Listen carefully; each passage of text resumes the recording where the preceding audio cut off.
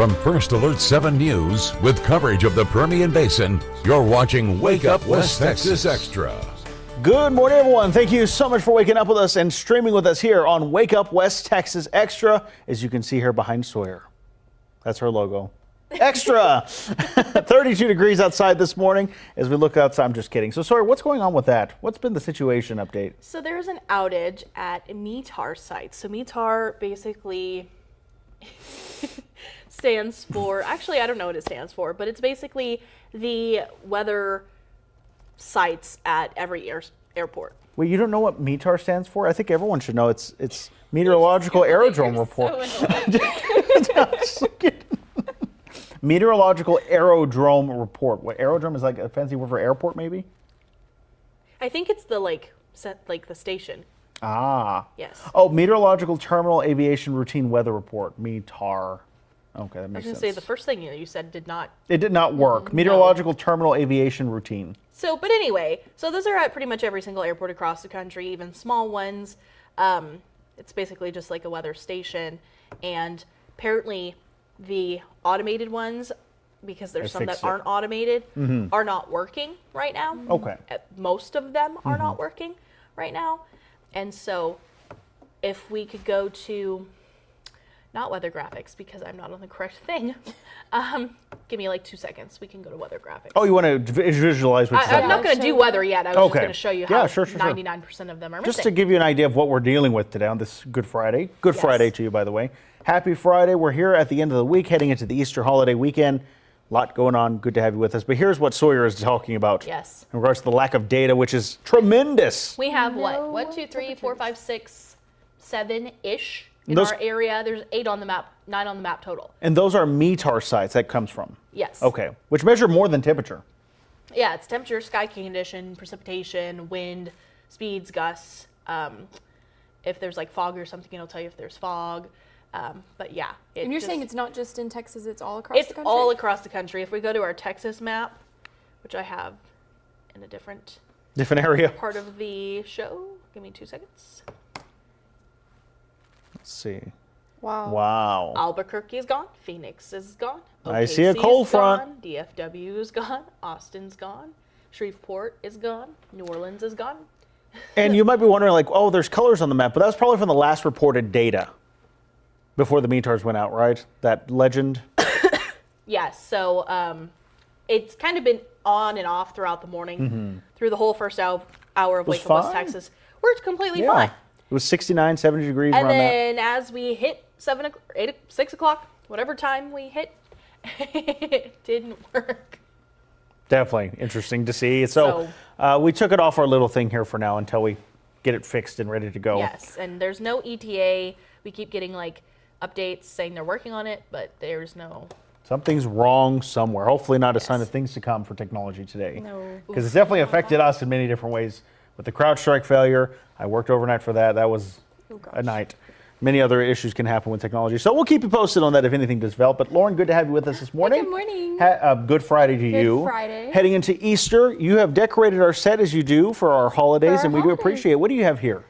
Yes, so first of all, we need to talk our trivia and polls because our Easter basket is directly related to those. Oh, I see that. So this is our Easter trivia. So by the way, Sawyer and I, very little knowledge about what's going on here, but we're doing this every half hour. Yes, so we're changing it up. Changing it up. Yes, and I told you guys, I don't know if I told Sawyer, actually. I know that I told Matthew this morning at like 5 in the morning that we're changing everything up for extra, and we're doing something fun, some Easter fun this morning. But basically, we're going to do the trivia every half hour instead of every hour. So you get the answer on the bottom of the hour. Yes. Okay. Or bottom of the half hour. And every time you answer a trivia question correct. It's the same thing. Is it? The bottom of the hour means the clock is at the bottom. Top of the hour is at the very start of the hour. It's literally called bottom of the hour. I guess that makes sense. That's where the saying comes from. Top of the hour. It's weird though because, well, I guess we do. Yeah, never mind. Okay. I guess it makes sense. I don't like it. Anyways, not That's to correct. coming from two 20-year-olds who don't know how to read an analog clock. I can read an analog clock. Sawyer is a scientist. Excuse Don't put that on her name. I can also read an analog clock, just not Egad. well. It takes me a second. I have to Or look what at is the way? Have you seen that video with the lady at the doorbell? No. where she walks up to this doorbell and she's like, "Your son has sent my daughter a preposterous image." Do we not know? Anyways, I know that was most random. What's going on right now? You don't remember? And she says, "Absolutely." It's great. Anyways, I better just move on. I guess no one knows what I'm talking about. I would show it. I don't know if I can show it. I feel like I have to show it now on here. It's it's public. Well, Easter trivia. Okay, let's do Hopefully, trivia. if you know what I'm talking about, comment on Facebook, a link so Sawyer and Lauren can know. I left everything over there. Look at that. I don't have phones with me. I don't have my prompter remote. All right, so which state is the home of Reese's peanut butter eggs, which are delicious? Oh, and I forgot to mention, if you get the answer right, you get to eat the candy. So we get to pick whatever we want. No, you get to eat the candy associated with The question. Okay, so But I if might you get get it a. wrong, you don't get it. Okay, that's fine. I'm not a fan of Reese's peanut butter. Oh, Sawyer does not like peanut butter. you don't like peanut butter? No. I don't love peanut butter, but I like Reese's cups. I don't like it. No. California, Kansas, Texas, Georgia, Pennsylvania, Virginia. Let us know what you think. Go to firstfloor7.com/vote. Help Sawyer and I get the answer right. Scan the QR code. My guess is going to be, because I know it's the home of chocolate, Pennsylvania. So go to firstfloor7.com/vote. But that's where Hershey's is from, not Reese's. Mars is also in Pennsylvania. It's literally like the chocolate home. Yeah. But I could be wrong. So don't let me influence you, because I genuinely don't know. I also am going to go Pennsylvania. If because it weren't that's a sound Pennsylvania, I reasoning. wouldn't know where to go. So I'm going to go Pennsylvania as well. Okay. Virginia However- feels like a good option too. I don't It know does. why. It just like Sure. gives I me. can't seem to vote. I was going to say it's not letting me vote either. I think what I've had to do is actually turn off the poll and turn it back on. So let me see. It does this all the time. Things are broken Close on poll. this Friday. Yay. Reopen poll. Okay, now it should work. That's really good reasoning, Matthew, for Pennsylvania. Well, I'm just I thinking just because didn't of even think Hershey, about that. Pennsylvania. No, it makes a lot of sense. No, yeah, it was And fine. I don't know if that's Hershey, right. Or are they Mars? I mean, it'll No, tell they're you. Hershey. Oh, then it's Reese's or Hershey. Pennsylvania. Well, I don't want to give the answer away yet. Well, that doesn't mean that the eggs. It's the state home of the Reese's peanut butter eggs. That doesn't mean that it's Pennsylvania. Yes, that it means does. wherever they originated, right? Yes, it does. I didn't make up the If question. it's I a don't know. Hershey's peanut butter. I Somebody just chose feel like- Kansas. Someone chose Kansas. Go get Okay. your phones. We need to see what people are saying on the social media. That's just true. feel like Your Carlos phone is right always here, chooses- located I here. don't want to use my phone now. Carlos always chooses questions that like we feel like it's an obvious answer, and then it's not. Truly. And so like we Truly. feel like yes, it says Reese's or the Hershey Company. Okay. So do you have enough for all of us? Yeah, If we all get it right? Yeah. Belinda great. says Well, going I hope I with look forward to that, 'cause I Pennsylvania. love it. Probably wrong, but we're all going with Pennsylvania as We well, are. so- Who's this, Belinda? Belinda, Thank you, yes. Belinda. Good On to the see same page. Lauren, and good morning, everyone. Good morning. So good morning, Belinda. Happy finally Friday. Our megaphone's not working. So comment your answer below on the Facebook Live. It's just giving trouble today, just like the METARs. Oh yeah, It's one of not those great. things. Not great on those things here. So unfortunate, but that's the reality of the things for today. Let's go to our next. Well, we can skip, I guess, the rest. We can go to the poll questions. Okay, they're kind of not even in here anyway, so yeah, that'll but you work. can't vote on them. Can't? Well, not yet. Yes, exactly. Our next poll question is, what role do you play in a group project? Do you take the lead? Do you go with the flow? Do you slack off? Or I am flexible depending on the project? My vision's bad. It is kind of hard to see especially if there's like multiple things on there. Lauren and I squinted. I when we did. 100% of the time always took the lead and didn't allow anyone the chance Are to we not surprised at all? No, I still do that. Yeah, Control freak Matthew. a little bit, yes. I always took, because I knew, I guess that sounds bad, but I would you want it say- done right. Yeah, you do know it what I mean? yourself. Mm-hmm. I would say that I am flexible, but that like You would like take it, like whatever's 90% needed. of the time I was taking the lead. Did you feel that way? Yeah, it was the same way. I am also a control freak. Almost like type A route. But like sometimes you got a really good group and you didn't Have need to to. take I the always lead. had, Like, and the you thing is, I always had like- good groups. Yeah. Yeah. See, sometimes if you have a good group, then you don't have to take the lead, and like, or you have a good group where someone else is probably better fit to be the lead, and you're better fit to do something else for the project. And so I never felt that way. Oh really? But I would Feels like always, me I and always only liked me. to be the one to make sure I got turned in, to be that guy. Yeah. Whether we worked on it together, of course, that was important. But I always made sure I was the one to like turn it in just for turn my it in. sake, I guess, if that's a good way to look at it. I was the driver, if when you look at it like that. I do feel like Okay. 90% of the time I was taking the lead in like being like, okay, guys, when are we going to meet? When are we going to do this? Yeah, because What's otherwise the- it may They not are get back. done. Let's see if it'll let us vote. Yes. Okay, that's back. Thank you. Our producers fixed it. Go to firstalert7.com/vote. Scan the QR code. I'm taking the lead on this one, and that's what I chose. I'm flexible depending on the project. I would like to take the lead, but also then I didn't like to be the one that was like yelling at Keeping up with people? Yeah, I mean, Yes, like, that's the like worst you're part. not doing your job. Yeah. Well, and if Or having to tell your someone else teacher. can take Or, the yeah. lead, I'm going to let them. Like if I had Matthew Alvarez in my group, I'm going to let Matthew take the lead. And that's usually what He's not happened gonna- is, yeah, it's just kind of like it happens. Yeah. Our next poll question: how do you handle emails? And I think we can definitely This is a relate to funny this. email, or Do you funny reply to poll. an email right then and there, batch the responses for later, read and forget them, avoid them as long as possible? I am all of the above. Yeah. Truly, because some of them warrant an immediate reply. Some of them I'll think about, need to come back to it.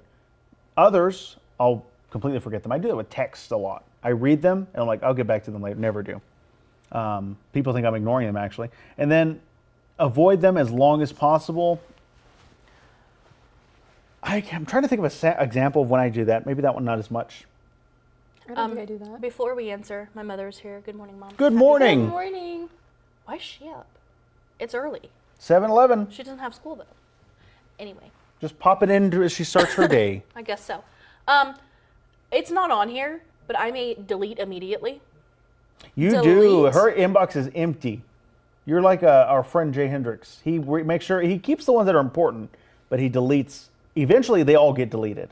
And I wish I was like that. I'm at 98% capacity. I'm I have over delete 300,000 emails in my inbox. You delete them? Like even if it like has to do with me, I'm like, nope, delete, bye. She doesn't keep anything in her inbox. I've seen it.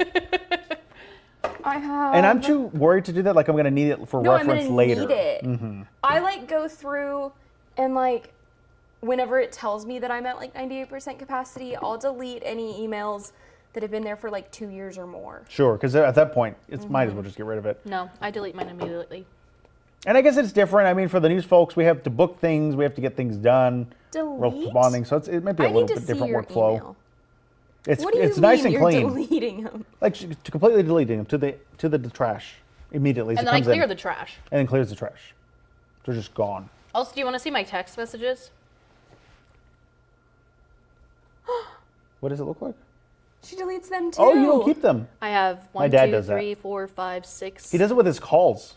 I do it with my phone calls too. Is it like a just keeping it clean thing? Why? I think it's OCD, TBH.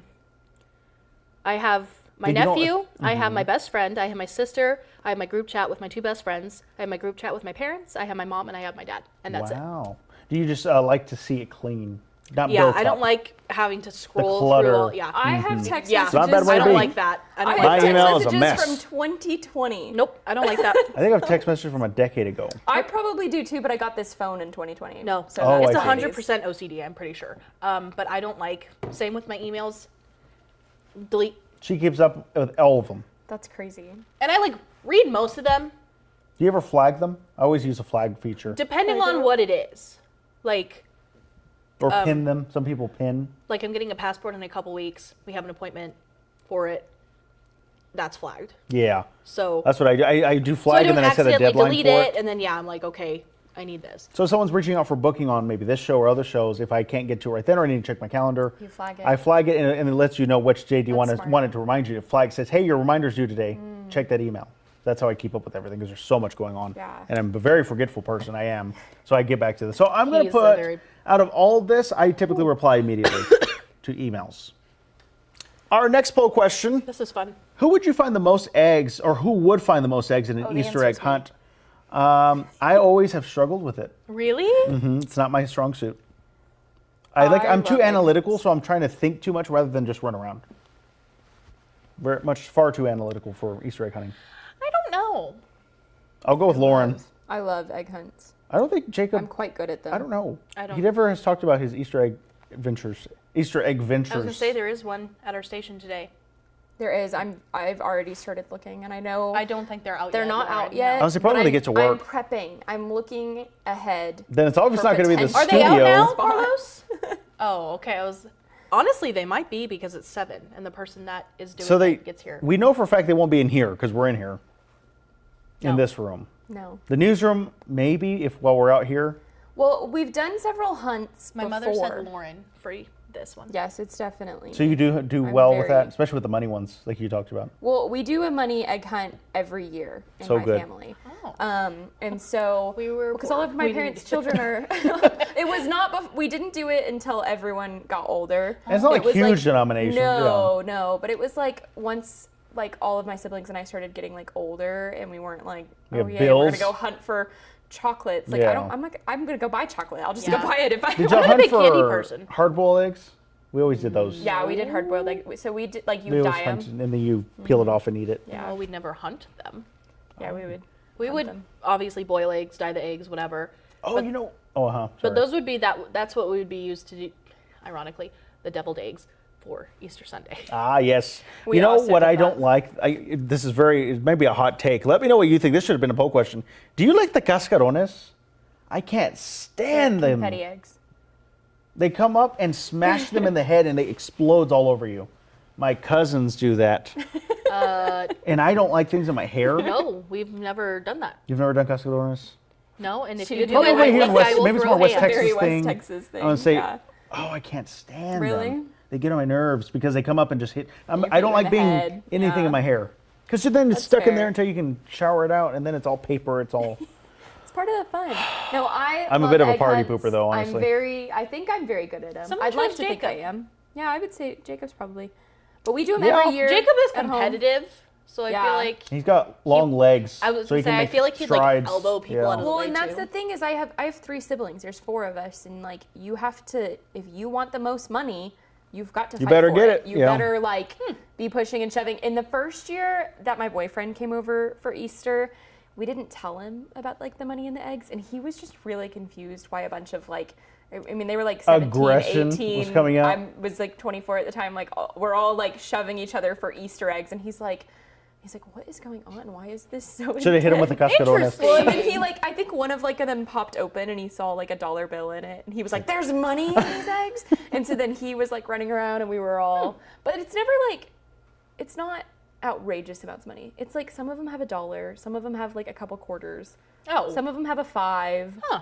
There's like a few with a 20, like 2 or 3 have a 20 in it. Those are like your golden eggs Yeah. or whatever. And you run around. Interesting. And it's like a very. My parents used to be very fair about Easter. It was like we all had like they would buy different colored eggs for each of us because if one person got more eggs than the other person, we were gonna like cry when we were younger. So it was a whole thing. They didn't want to deal with that, and so we would all have like my brothers would have like, okay, Robert, like these are your eggs that you have to go find. You go find the blue eggs, Lauren. You go. So they find made the sure pink everybody eggs. had- So everyone had the same amount, but now we're like all adults. You just run And over each it's other. Like I may end up with 1 egg because my 18-year-old brother shoves me to the side and gets That's all of that, it. and It's you very just intense. you're on the ground picking grass Yes, out of your hair. Exactly. All right, goodness gracious. Let us know how your Easter's shaping up this weekend. If you have any outdoor plans, we want to know about it.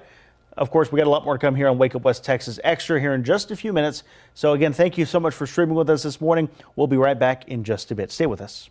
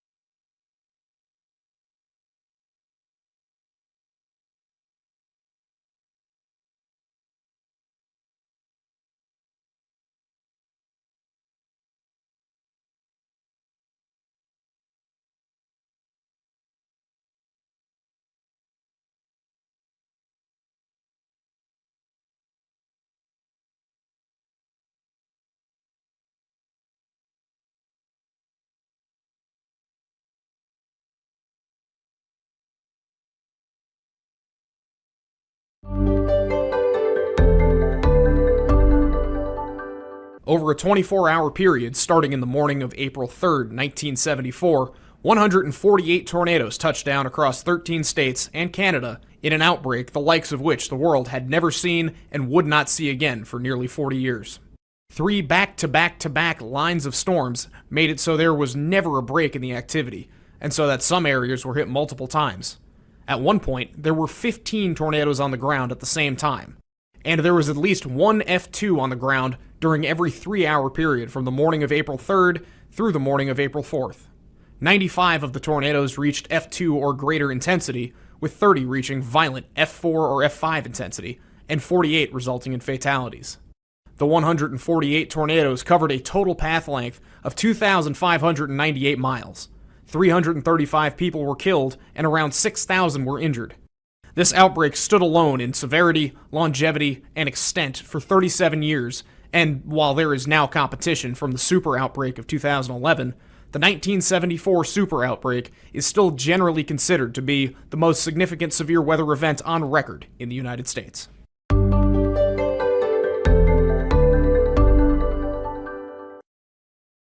Fascinating stuff. Welcome back to Wake Up West Texas Extra. We're just a couple minutes out from a news and weather update, but in the meantime, it was opening day at the Rockhounds. We just got back yesterday from taking the show on the road for the first time, and we had a good time. It was fun. We had a few things to work out, but now we know for the next time that we take you all on the road. A lot of fun. We had a great time, and here's a look back at last night's 10 o'clock sportscast so you can get an idea how the Rockhounds did. Take a look. Happy opening day. The Midland Rockhounds brought the heat in the season opener at home against the Arkansas Travelers. Let's take a look. Athletics number 4 prospect Wayan Lynn getting the opening day start, and he made quick work of the early batters, first striking out Lazaro Montez. What a play for him, and of course he gets a little bit of love from his catcher Shane McGuire. The Rockhounds bats then take their place. Top prospect Leo DeVries up second in the order. He draws a walk to be the first base runner of 2026. He would steal second base, and here's Clark Elliott with Colby Halter on first base as well. Elliott gets all of this one. It's a shallow hit to center field, but a crucial one as Leo DeVries is able to round third to score the first run of the season for Midland. Clark Elliott recording the first RBI. Looking routine so far are the Rockhounds. Wayan Lynn takes him out for the second inning, and he shoves strikeouts like it is his job. It sure is. Striking out Caleb Colley, Hunter Fitzgerald, and here's Jared Sundstrom going down looking. Wayan Lynn did not make it far in the game, but his short day of work was strong, and of course, it is time to put up the strikeout dollars. Bottom of the second for Midland, Shane McGuire with one on first. This one goes to way out left field, and it's running. McGuire heading for second base, but here comes Ryan Lasko rounding third base hard. He makes it home safe. The Rockhounds look strong in the season opener. Let's take a look at the final score. It's a 5-1 final in favor of the Rockhounds. No better way to start the year than with a win. Wayan Lynn struck out 6 of the 10 batters he faced and only gave up the 1 run in the game, but Blaze Pontes records the win, allowing just 1 base runner in 1 2/3 innings. At the plate, Brian Buelvas and Shane McGuire each recorded 2 hits, and top prospect Leo DeVries was the only one to not get a hit, but he did walk twice in the win. Now we're going to take a quick break for a news and weather update. Stay with us here on Wake Up West Texas Extra.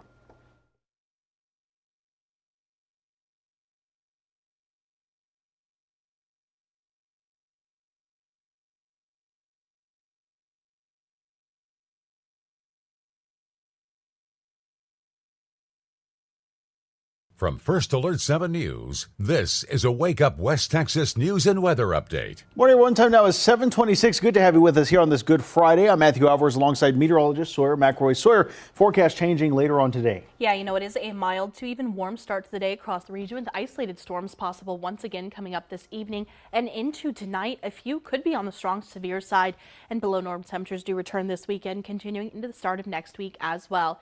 Here's a live look outside of the skies of Fort Stockton this morning. I love that shot with the moon off in the distance, kind of in the clouds. Temperatures currently, yay, they're back, Matthew. Anywhere from the 50s to the 70s, 67 in Midland, 66 here in Odessa. Winds anywhere from being calm to about 15 miles per hour. And we are hanging on to a great deal of cloud cover, but otherwise quiet conditions this morning. Those clouds will stick around as we head throughout the day. Temperatures are going to warm up nicely into the 80s and 90s by this afternoon and evening. 83 for Midland and Odessa, 91 for Pecos, 87 for Fort Stockton, 94 for Presidio. Winds anywhere from about 5 to 20 miles per hour. And like I mentioned, we do have the potential for some severe weather coming up later today. Isolated strong severe storms possible for those areas in dark green, including the Midland Odessa area where large hail and strong winds will be the threats with any severe storm that does form.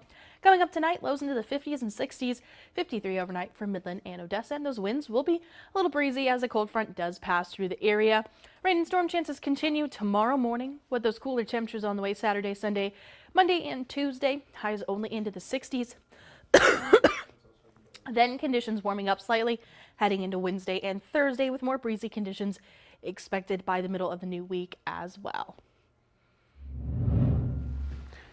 Sawyer, thank you very much. Take a look at this. Yesterday was the first game of the season opener for the Midland Rockhounds, and a lot of folks went out to the ball game, of course, for the sport itself. But if you're someone who goes for the concessions too, then you are in for a treat this season.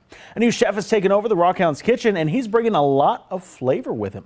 For starters, the left field concession stand you see here is now called Juice's Shortstop and sells fried pizza. But across the concourse is something even more exciting. We switched our Philly cheesesteak stand into what we now are calling the Texas League Cart. So now it features any visiting team that visits us. We basically customize the menu to their team and their home location. This weekend, the Rockhounds face the Arkansas Travelers, so the menu item at the Texas League Cart is a hot dog topped with pulled pork and barbecue sauce. They're calling it the Roadkill Dog, and again, it's only available this weekend. And we'll have another check of the news and weather in half an hour. In the meantime, join us streaming live for Wake Up West Texas Extra on the First Alert 7 Facebook page and YouTube channel. Make it a great Friday.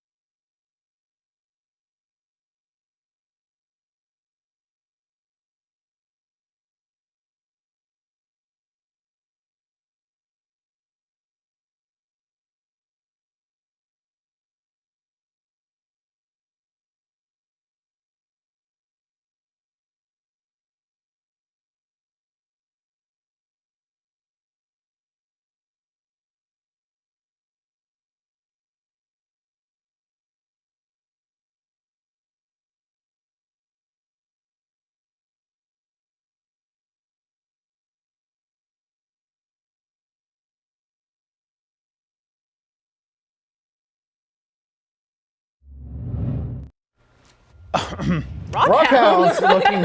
It's Rockhound. Our director brought that over from. I'm just kidding. That was me.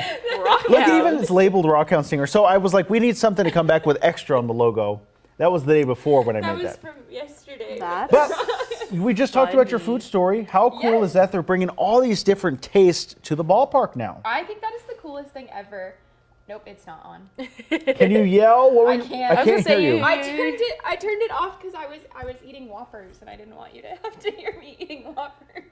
You can eat The candy, not Burger King. Oh, Whopper. I was like, when did you get burgers? You didn't ask us? Did you? Yeah.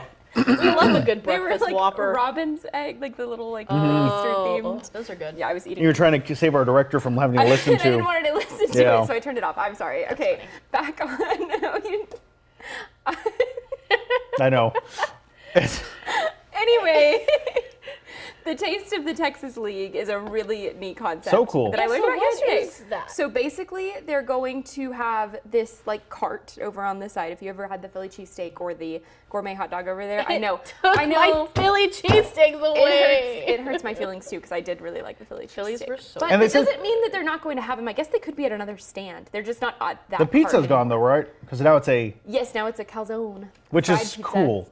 That's so cool. I It's like think it's gonna be a really fancy neat. hot pocket. Yeah, I think it's going to be really good. But the Texas League cart is basically every new team that comes, they're going to take an item from their ballpark, one of their like more iconic Isn't that food neat? items. I love that. And bring it to Rockhounds and it'll be at that cart. To Midland. I love that.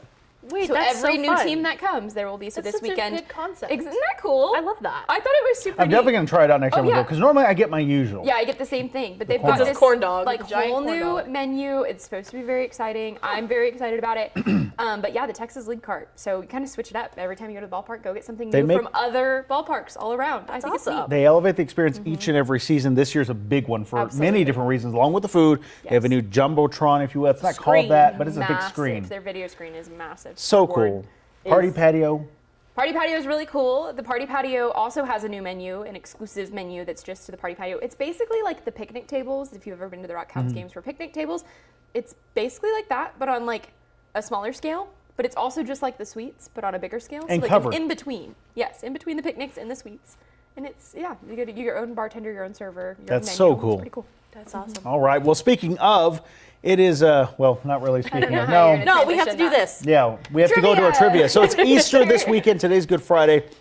We have Easter trivia that Lauren is putting together for us today. We appreciate it. So now, today we're going to do it every half hour. So the answer is now going to be given for this question. Which state is the home of Reese's Peanut Butter Eggs? California, Kansas, Texas, Georgia, Pennsylvania, or Virginia? I, along with everyone else, I think, went with Pennsylvania. It just makes sense because Hershey's is in Pennsylvania. It's a Hershey's product. But let's see what the answer is. Before I give you the answer, Chris Kavanaugh says good morning. Good Happy morning. Friday. I haven't opened my feed. Yes, he's. Good morning, Chris Kavanaugh. All Good right, to have but you with for us. our answer though, drum roll please. I can't drum roll. I have a candy in my hand. Oh. Drum roll. Sorry, just like Pennsylvania, Pennsylvania. headquartered Headquartered in in Hershey, Hershey. which That we makes sense. knew. Win the prize for getting it right, Matthew. You get a Reese's peanut butter Thank egg. you. Sawyer does not get one because she I doesn't don't. like peanut I don't butter. like them. and we should all eat at the same time. That would be just in silence chewing. No, No, no, thank you. You guys can eat it at the same I'll time. take a and I'll bite. just talk. But it's an Easter egg shaped. So there are people who believe that there are like, that I was just about to get, there are people who believe that like each of the shaped Reese's peanut butter cups Yeah, it tastes are differently. better flavors. Like there's better ones versus not as it's good because ones. there's more peanut butter. The Christmas tree is The good. the football, The football, there's a pumpkin, I like and they're Easter egg. all the same shape. The pumpkin doesn't look like a pumpkin. That doesn't look like an egg. They all They all just look like a blob. It looks like an egg. I should say they all look like an egg. The football, the pumpkin, they all just look like that. Matthew just- Alvarez, you're watching. Okay, then I'm going to exit out of it. Yeah, I got it now. have it. Sorry. All right, y'all. I ate mine. Okay. Lauren's in the process. She Yep. did. You didn't eat it one big bite. No. There's one. Down the hatch. All right, we have our next trivia question for our this next half candy. hour. In the famous Cadbury Bunny tryouts commercial, which animal was not in the tryouts? A cat, a cow, a lion, or a turtle? I don't know the answer to this one, but I really want to eat the Cadbury egg. I need to get it right. I'm going to vote the turtle because I remember them being all mammals and furry. Like a turtle doesn't fit. I feel like I've seen a turtle though in it. Don't look it up, Matthew Alvarez. No, definitely not. Go to Oh, you're gonna first7.com/vote. Let us know what you think the answer is. And don't look it up because that's not very fun. I'm going with a turtle. Okay, well then I'm going to go with you and do turtle also because I want to win and I want to eat a Cadbury egg. I think I'm going to go with turtle as well because I don't know. I've definitely seen a cat. There's definitely a lion. I don't know about a cow, but that would make sense. A cow. Maybe I'll go with cow. Maybe, yeah, I'll say Belinda's going with cow. Y'all are always on the We same are. I page. kind of want to go with lion. And Reese's is one of her favorites. Okay. I like is lion. I That's- feel like I think that's the most lion's iconic definitely in one. there, yeah. I think that's like the one that people think of when I they. don't think I've ever seen this commercial. You haven't? It's very short. It's a very quick little. It's a very old looking video. We'll show. How about we? We can't show it. We I'll can show Lauren you. at least. Yeah, can I watch it later? We don't know what we can show on this show. We're still learning. Go to first7.com/vote. Scan the QR code. Let us know what you think. We also have some poll questions as well. We'll get to maybe a couple of those because I have a story I want to show you too. It's very interesting. Let's see. Okay, I'm voting cow. 1983. Is it? It's over 40 years old. Yes. What role do you play in a group project? Do you take the lead typically? Do you maybe go with the flow, figure it out, slack off? Are you that one person who it really just does nothing until the end, signed your name? Or are you flexible depending on the project? Let us know what you think. Go to our website. You can let us know in the comments section. Belinda's going with cow, we talked about earlier on the last poll. And we'll give you the answer to that poll question, by the way, right at 8 o'clock as we get to hopefully enjoy some nice snacks that Lauren provided for us this morning. Thank you, Lauren. Courtesy of Dollar Tree. Yes, thank you. So glad you brought this in. It's a lot of fun. Should we do another one, or we want to go to this very interesting story yet? We can go to the interesting story. I think it's fascinating. So when you buy a car or sign up for a driver's license, your personal information doesn't just go into a vault where it's nice and safe and secure. Departments of motor vehicles around the country are selling your data to places like tow truck companies and private detectives under a 30-year-old federal law, and restrictions vary depending on where exactly you live. National investigative reporter Rachel DePompa uncovers the world of DMV data dealers. What's being bought, sold, and for how much? And if there's a way you can realistically opt out.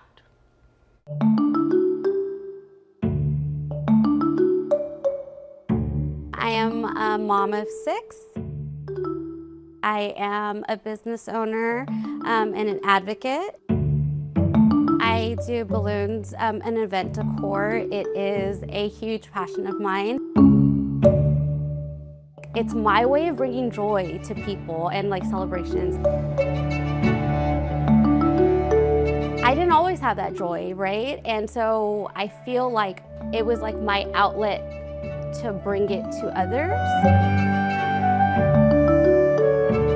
Sitting in front of a wispy wall of pink, in a room filled with the untapped promise of even more color, Nikki knows more than most. There's always a story bursting behind every half smile.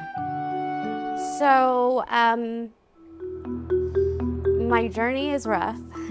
I had an extremely traumatic childhood. In adulthood, she says she's dealt with more trauma, including, she says, suspicions she's been stalked and had her devices hacked. She's reported her issues to police and believes she's sometimes been the target of a hired private investigator. If you have resources, if you have the money to buy or hire an investigator or to buy my data, I feel like, there's like a price tag on my safety, and that is devastating.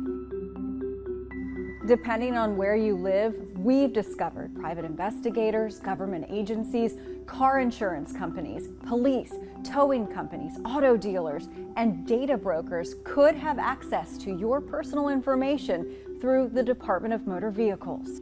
Your name, address, phone number, driver identification, all information you must give your state to get a driver's license or register a vehicle has been sold for millions all across this country over the last 5 years.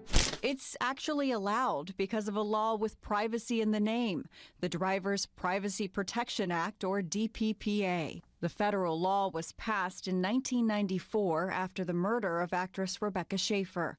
She was shot and killed at her front door by an obsessed fan who got her address from a private investigator's use of California motor vehicle records. This law's been around for a long time now. James Lee is the president of the Identity Theft Resource Center, a national nonprofit that helps people protect their data. He says the law doesn't keep your data from being available, it just keeps it from being publicly available. There are reasons that you can get the information, and there are organizations that have access to the information, and in every case, states sell that information. While the act was intended to limit access to this data, it contains 14 exemptions, including allowing sales, ironically, to private investigators, employers for background screenings, and companies for debt collection or insurance. And depending on where you live, what is sold can also vary. Lee says the law was originally designed to protect our Social Security number, which is kept private in some states. That's not what we should be worrying about anymore. Your Social Security number's out there, sorry to tell you, but that's not what the bad guys really want.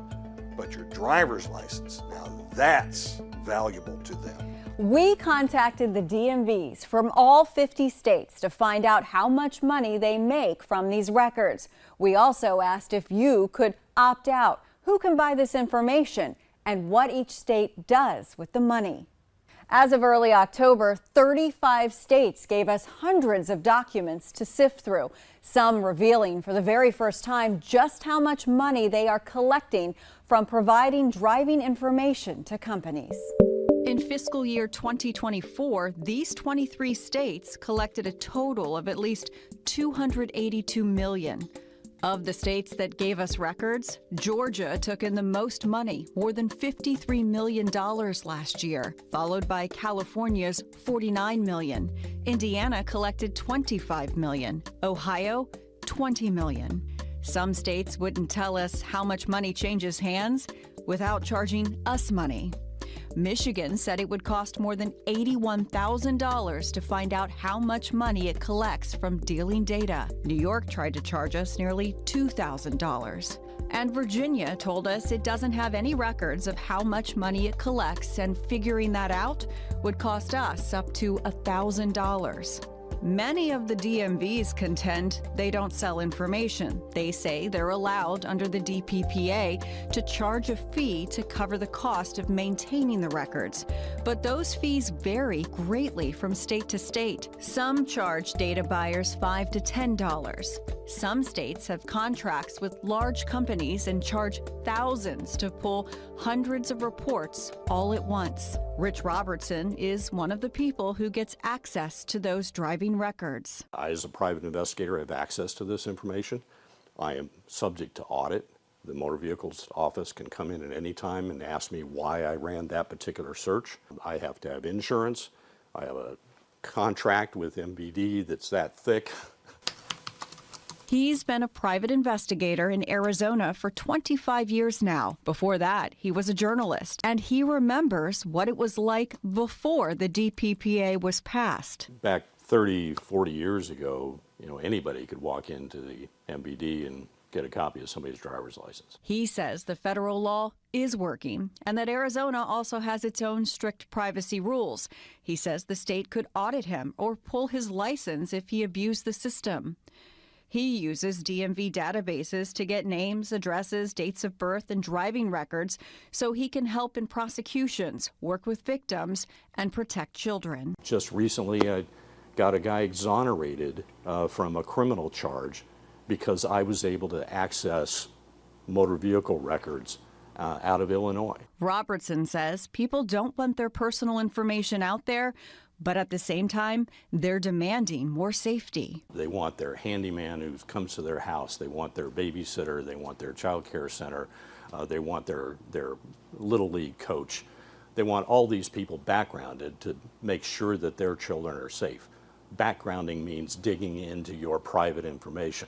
Crystal Justice is a consultant at the National Domestic Violence Hotline. She's seen firsthand what can happen when data is misused in this high-tech world. When technology is created, it can be created for good, it can be created to make our lives easier, but it can be misused by abusive partners to control, to harass, to cause harm to their victims. We call that digital abuse. She says victims and survivors already go through painstaking efforts to make sure their private information is not shared. We challenge companies, agencies, or organizations to think, what data are we collecting? Is this necessary? How are we sharing it? How are we selling it?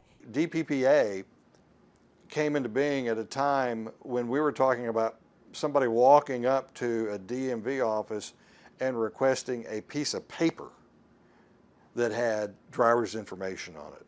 Whereas now it's available instantly online from any place in the world. Lee says despite the DPPA, privacy laws from state to state are so different, it's hard to ensure the large organizations gobbling up data are following all the rules. Under the federal law, companies are not supposed to sell the data for marketing purposes, but some consumers claim it's happened in the past. LexisNexis, which we found is the leading buyer of data in nearly every state we looked at, settled a class action lawsuit in 2021 for $5.13 million. The suit alleges LexisNexis illegally sold driver information from DMV crash reports to law firms for marketing. We also found Carfax spent millions last year buying data from DMVs. A proposed class action lawsuit filed in February claims Carfax unlawfully sold accident reports to third parties. Carfax is asking the suit to be dismissed, saying it never disclosed information from a motor vehicle record and that the DPPA doesn't limit access to crash reports. It's really not fair for where you live to determine the rights you have. We need to have a uniform national law. Only 3 states told us you can actually opt out from having your information shared, and only in certain situations: Delaware, Wisconsin, and Wyoming. So we're not allowed to opt out. I'm not surprised. For people like Nikki from Texas, the idea any personal information can be sold is more than unsettling. I think that's something that we as victims or we as people should be able to have some control over. She says it's a public safety issue, not a place to make money.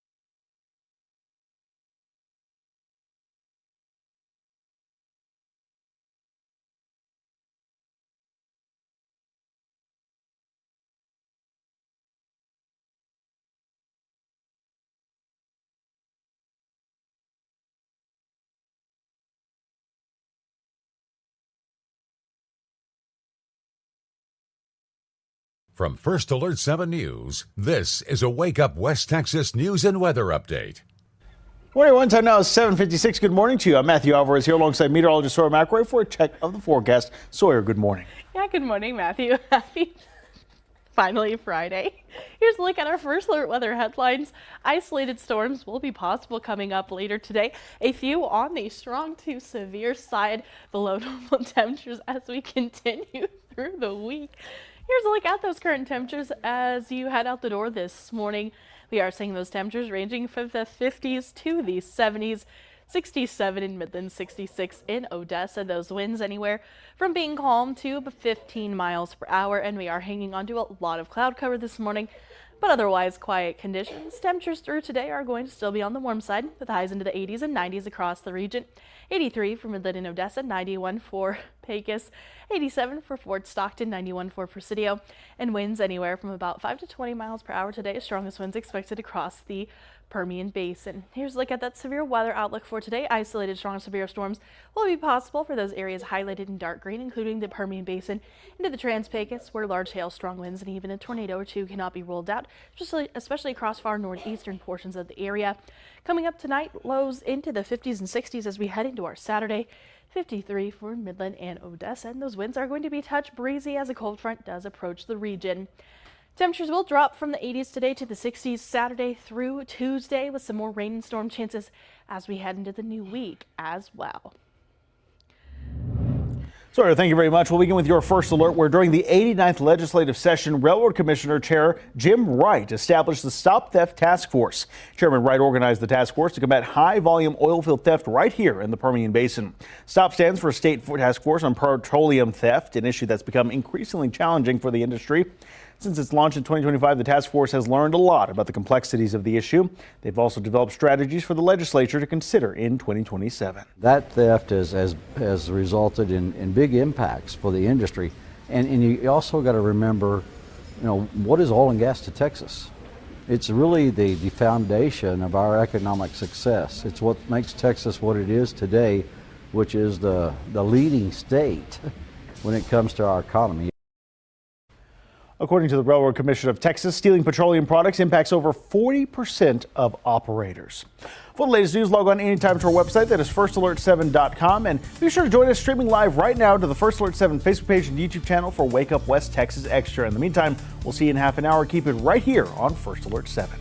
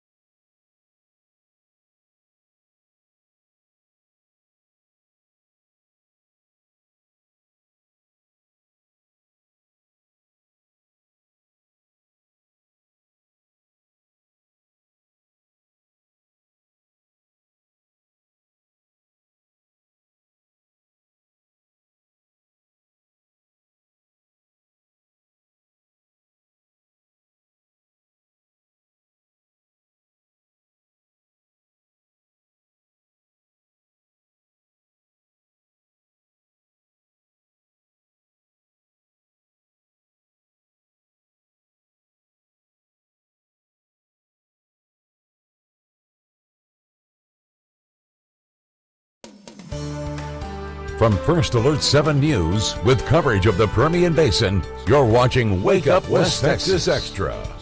Good morning, everyone. Thank you so much for streaming with us here on Wake Up West Texas Extra, 8:02 on this Good Friday. Hopefully everybody's having a good Friday. There you go. I've had a lot going on in my life today. Sure.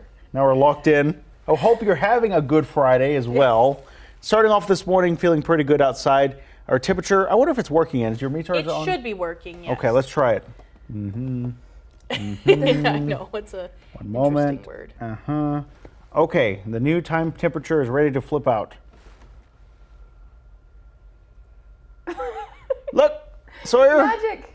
Oh, that seems right. Nope. 66 degrees. Is it over there? Yeah, that seems right. Yeah. Looks good. Better Okay. than 32. So if you missed that conversation last hour, the data temperature from all over the country for this temperature right here, and all of our data on in the weather graphics that Sawyer for the runs, most part. almost all gone. All gone. But now, for now, it's back It's up back. and running because it was running and then was back off again. So we'll have to see what happens with that. But Mary, good morning to you. I didn't get to say good morning a little bit earlier. Mary. Good to have you with us this morning. We're having a special streaming segment today with Easter Sunday. Lauren has decorated our set and also set up a trivia game, Yes. which is now ending its second segment. Yes. So normally you guys do the trivia at the top of every hour. Yes. We are switching it up. You're doing it every 30 minutes now. Okay. And our producer Carlos found 4 trivia questions that are related to the Easter candy in that basket. He is great with those. He is. And if you get the answer right, you get to eat the candy. So far we've had Reese's peanut butter cups. Our last question Delicious. was about Cadbury eggs. Yeah, let's take a look at the see who trivia gets to eat question them. of this hour. Sawyer has the answer for us. So in the famous Cadbury Bunny tryouts commercial, and the one where they walk up in their buck, buck, buck, buck, which animal was not in the tryouts? Cat, cow, lion, or turtle? I chose turtle. What'd you choose? Sawyer and I both chose cow. Okay, let's see what the answer is. It is a cow. Moo. I can almost Yeah, I guess so. see the cow. Look at the cow, it's so good. Let's see what this is. Look Sorry, at that I'm straight farther in. away from the So camera good. than I usually am. That was drawn, by the way, with a Sharpie. He's always so good. Look at that. love it. Moo. I feel like we need to get Carlos some Sharpies. We should get him He said some his some Sharpie's, colored running out. markers. He's probably like, I don't want to draw like that. He's like, this is too We much. need to get him like colored pencils or something. Maybe so, yeah, just makes this beautiful work of art Yeah, for our he trivia does, questions. Goodness. But that takes us now to who won. So you Sawyer, both. you and I get a Cadbury I egg. don't know if I like Cadbury eggs. You don't Can like I have Reese's, the you egg? don't like. I was gonna give Nico. You can have my egg because I already ate the peanut butter cup, so I think I'm okay. Well, there's a couple. Have you there's an ever extra egg in there? Have you ever had a Cadbury egg? I don't know. Okay, well you have to try one. I don't want to try it and not like it. I highly They're recommend heavy. it. They are. They're Cadbury eggs. There's cream in it. I don't know if I'm gonna like this. Oh, you're going to eat it too? You need to. Oh, good. She's So- never had a Cadbury egg. She has to. Oh, you've never had one in general? I missed could that. That's not crazy. tell you.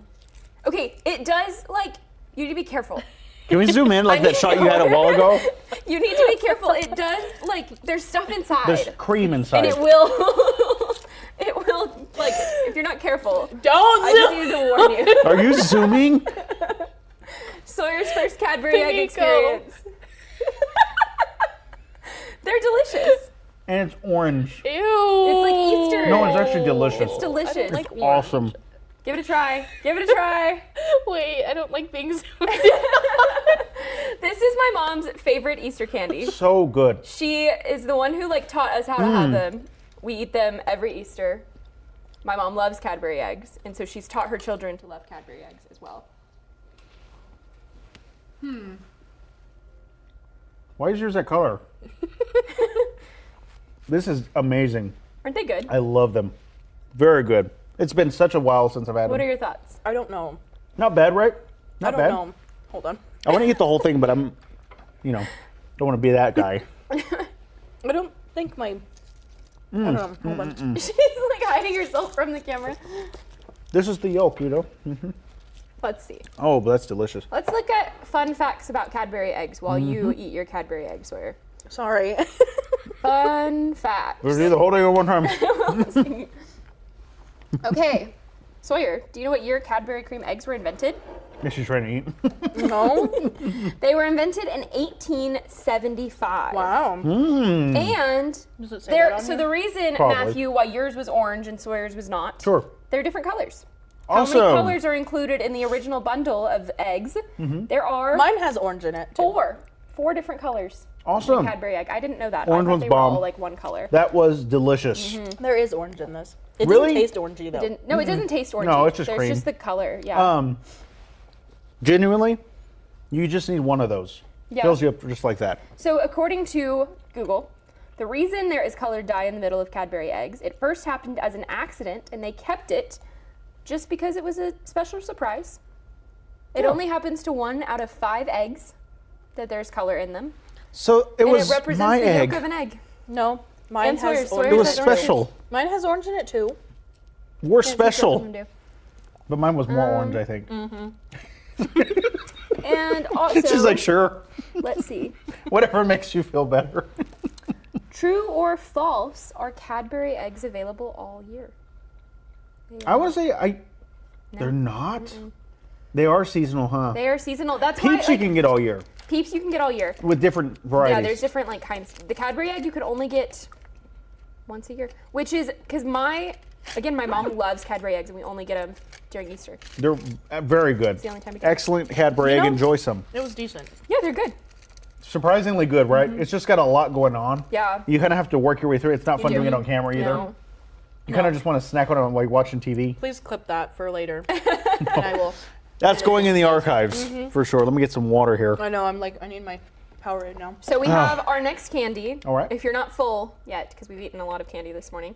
I think I have room Our for more. next trivia for our next candy is, what part of the chocolate bunny do most people eat first?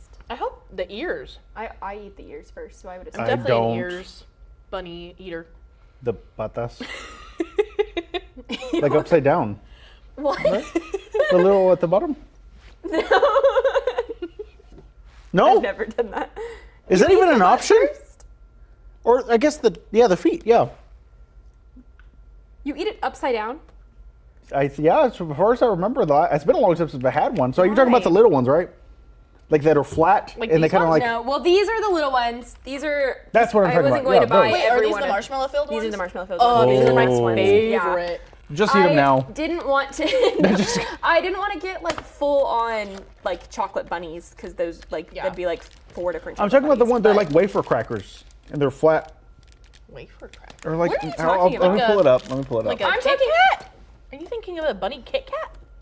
This Kind question of. is specifically in regards to like the classic bunnies. chocolate bunny, the Chocolate hollow bunny. chocolate bunny. Where it's We just just have straight marshmallow filled chocolate. ones Yeah, like today that. because. I don't. Oh, What are you? I talking don't know if I've had one of those. A chocolate bunny? You never had a chocolate bunny. No, this is what I'm talking about. Let me see. Sorry, I'm adjusting my mic. If you get feedback, that's why. Matthew, Yes, I'm this going one. to go buy you a The chocolate one in the bunny. full right here. The Look, whole- that's what I was talking about. What is that? You gotta unwrap it in full, and it's chocolate. So country with the Full. Excuse you. Let me see. Let me He's see. basically thinking of like a Kit Kat. Yeah, like these right here, the crispy ones. They're like, and they. I thought that's what you meant. And you well, you still No. flip it upside down and eat. Yeah, for the bottom. I'm gonna buy you a chocolate bunny. They're Yeah, you need a crispy chocolate bunny. Easter chocolate bunnies. That's what I thought you were You've talking never about. had just like a definitely- classic. No, I don't believe so. No. Yeah. No, ma'am. You've got to get one. They're just like hollow. Did you buy one? No, I didn't. Oh, I got 'cause you the- didn't but want it- oh, I didn't okay. want to buy it because they're like $5. And plus, imagine me eating that, trying it on Yeah, TV. well, it just It's felt gonna like be it was, like, messy. massive. Even if you get 'Cause one they're for like big. Easter, yeah, you can't get. You don't eat them like all at once. Yeah, you don't. You kind of just I snack on always it. like I eat like because we get one. We get a chocolate bunny every year, and I eat the ears. I'm voting. Sorry. Oh yeah, I eat the ears first, and then like the next day I'll like eat the head, and then like you just like peel off pieces of the bunny. I would definitely go for the ears first, but then Yeah. I kind of like eat around it. So like I eat the ears, and then I kind of like eat in a circle. If that makes sense. How do you eat your chocolate bunny? Because now this is apparently I didn't realize this was such a like Taboo subject. controversial. Sorry. Everyone I'm not. I guess I've never thought about eating because I see them in Dollar General or wherever, and I never think to get one If because it's like not a lot. ears, can I get one anyway because I got the Reese's one and didn't want a Reese's? Because Yeah. these are my favorite. I love marshmallow. We're, I honestly, also love the Sawyer, marshmallow we're gonna filled probably go through all of this here in a little bit. You know, I don't care love for jelly marshmallows. beans though. Really? And maybe I don't know if that's the next Really? one. I I don't love like jelly jelly beans. beans. My grandpa loves them. I love jelly beans. My grandma used to keep jelly beans in a bowl on her living room table just all the time. We're so M&Ms. anytime we'd go to her house, it was just jelly beans. My right grandparents have M&Ms. They still do. They have regular and peanut M&Ms in little vases in their kitchen. I can't wait. Can we just give the answer now? I'm ready to eat a chocolate. Sorry, that's going to come at 8:30 later this morning. I think we can just eat one anyway. Yeah, Sawyer, we don't have to listen to Matthew. We don't have to can listen just to eat you. I was told. Okay, so Lauren walks up to my desk. Matthew, we're doing this. We won't have the snacks until the trivia question. I'm just following the rules.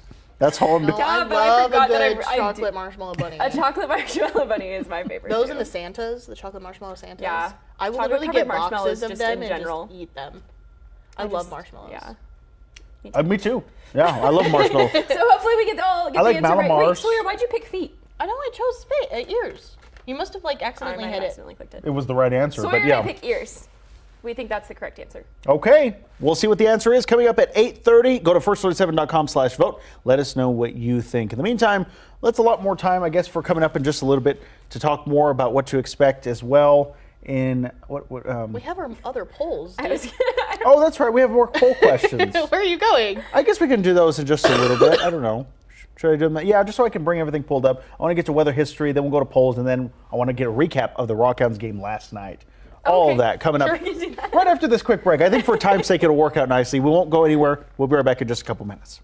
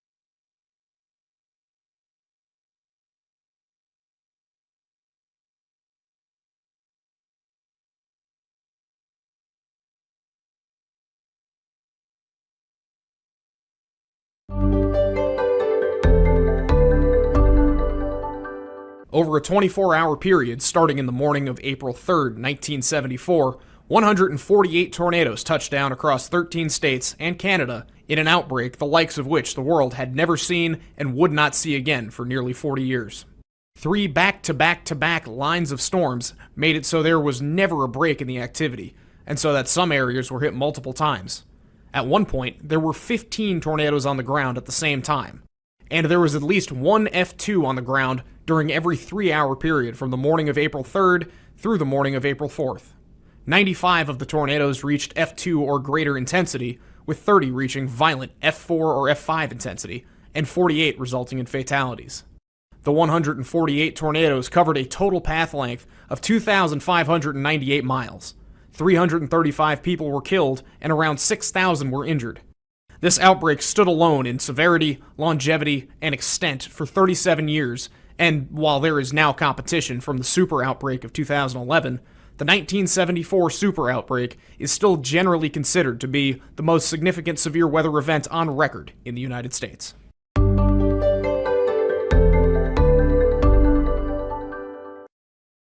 $8:18, good to have you with us here on Wake Up West Texas Extra. So good to have you streaming on this Good Friday. We've had such a great time this morning with a lot of sugar involved, chocolate, yes. Easter egg decorations, of course, thanks to Lauren Munt. And we're 10 minutes away from having our next sugar rush. Yes, we are. So we're going to have that trivia question answered for you, which that bunny does not want to stay up. It's going in here now. It's going in there. There we go. Let's see what our trivia question of the hour, half hour, I should say, is. What part of the chocolate bunny do most people eat at first? And we're talking about the thick chocolate bunny, right? Or hollow.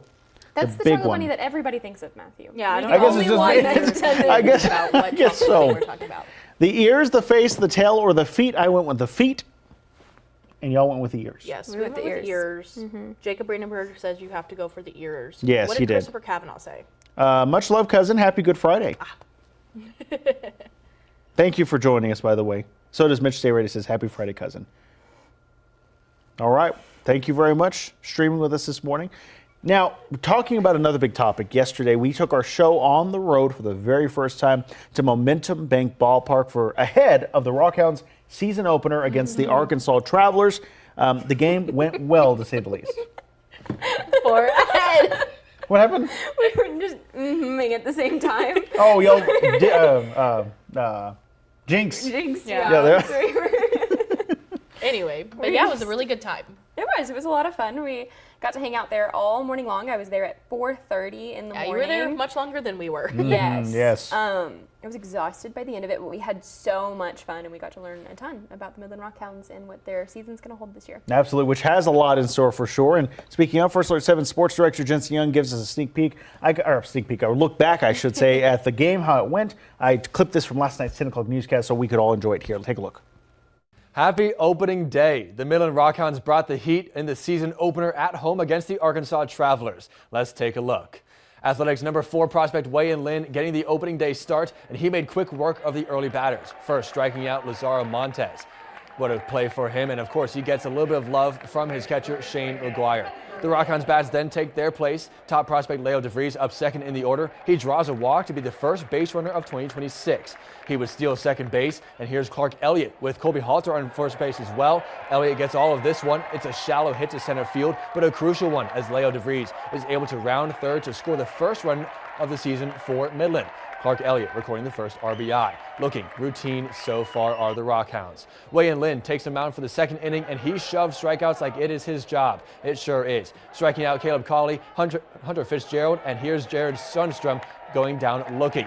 Wayan Lin did not make it far in the game, but his short day of work was strong, and of course, it is time to put up the strikeout dollars. Bottom of the second for Midland, Shane McGuire with one on first. This one goes to way out left field, and it's running. McGuire heading for second base, but here comes Ryan Lasko rounding third base hard. He makes it home safe. The Rockhounds look strong in the season opener. Let's take a look at the final score. It's a 5-1 final in favor of the Rockhounds. No better way to start the year than with a win. Wayan Lin struck out 6 of the 10 batters he faced and only gave up the 1 run in the game, but Blaise Pontes records the win, allowing just 1 base runner in 1 2/3 innings. At the plate, Brian Buelvas and Shane McGuire each recorded 2 hits, and top prospect Leo DeVries was the only one to not get a hit, but he did walk twice in the win. I know why. Yep. All right. I have to say that was a really... Just cut to black. Yeah, so I added a last night little thing in the corner. Yeah. I realized when I saw it at the end, I drug it out for 1 frame. Too far. My fault. But I love the segment there, Jensen covering it comprehensively. The highlights were pretty cool. Glad to see the Rockhounds off to a great start for what is expected to be a great season for the Rockhounds, telling us they have a big team. Great team, solid team. Several of them even competing in the World Baseball Classic just a few weeks ago. About a month ago. Yeah, but it was last month. Several of them competing in the World Baseball Classic for other countries. They're all here on the team. The number one prospect for the A's organization, pitching prospect, I should say, is on the Rockhounds. It's going to be a fantastic team, a fantastic season. Unfortunately, that always does mean that they're getting called up, and so halfway through the year, we'll lose them, but that's okay. I was speaking to one of the staff members yesterday, and they said that it's sad to see him go, but they're very happy because it means that the Rockhounds organization did everything right and did what they needed to do to get them ready. That's absolutely true. We love seeing people starting in Midland, going off and doing bigger and better things, that's for sure. But always like to see them play with the Rockhounds, too, for a full season. That's always nice. Always fun. Yeah, we were talking. I was like, I don't recognize anybody. They posted the roster, the roster yesterday, or the lineup on Facebook, and I was looking at it, and I was like, I only recognize one of these names. One of the names. I was like, who they are all these got called people? up. Yes. They Lots all of talent moved. on the team. What can you say? That's what happens. Well, we're going to take a quick break. We'll be back with a First Alert 7 news and weather update. Don't go anywhere. After that break, we're going to come back with more snacking trivia. I was going to say, make sure to go vote on our trivia and our polls on firstalert7.com. This hour's is about how do you eat a chocolate bunny. There it is. There's your options right there. And our snacks, what is our snack next in lieu of the giant chocolate bunny? I actually have no idea the order of anything. You know, we have chocolate-covered marshmallow bunnies. We'll do those next. Yes. Okay, sounds good. We'll have that right after this quick break and news and weather updates. Stay with us here.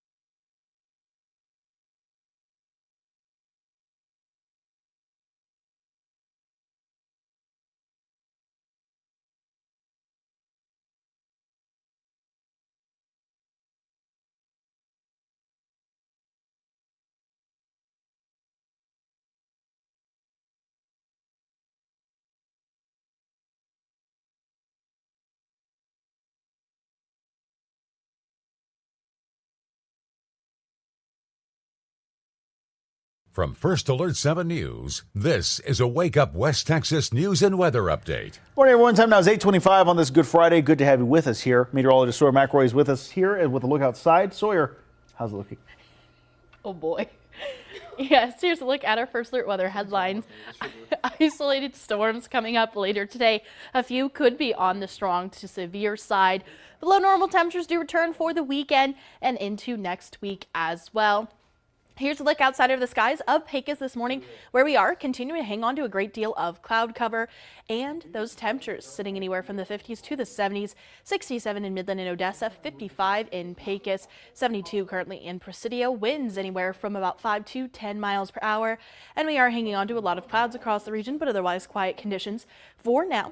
Temperatures through the day are still going to be on the warm side into the 80s and 90s, 83 for Midland and Odessa, 91 for Pecos, 94 for Presidio, and winds through the day anywhere from about 5 to 20 miles per hour, strongest winds across the Permian Basin. For tonight, isolated strong severe storms will be possible for those areas highlighted in dark green.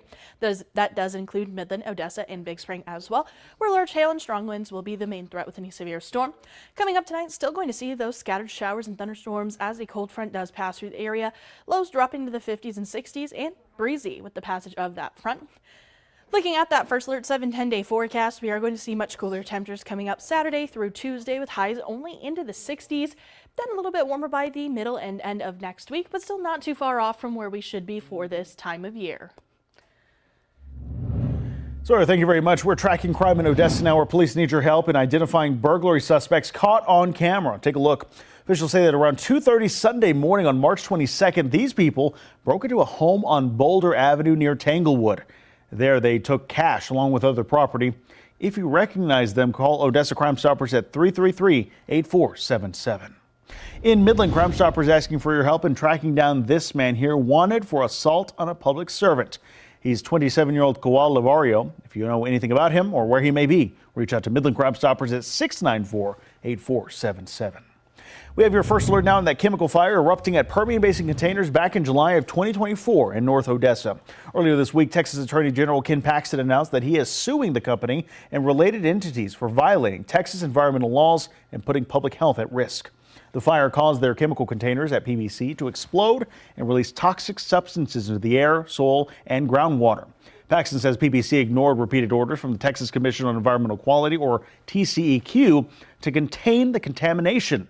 He's seeking a court order requiring the PBC to fully clean up the contaminated site and surrounding properties and to recover cleanup costs and damages. State Representative Brooks Landgraf says the state has already spent $600K to help clean up the damages caused by the fire. I think that the operator is going to continue to try to escape liability or avoid liability for what they've done. The lawsuit from the Attorney General's office would seek to recoup the $600,000 that the state of Texas spent to clean up and remediate that site. So I think that's absolutely positive. And it also seeks to impose some civil penalties. The North Odessa residents also have an ongoing lawsuit with PBC and say the company needs to take responsibility and clean up the area. For the latest news, log on to FirstAlert7.com, and we'll see you in another half an hour right here on First Alert 7. But in the meantime, why don't you join us on Wake Up West Texas Extra, streaming live right now on the First Alert 7 Facebook page and YouTube channel. Make it a great day.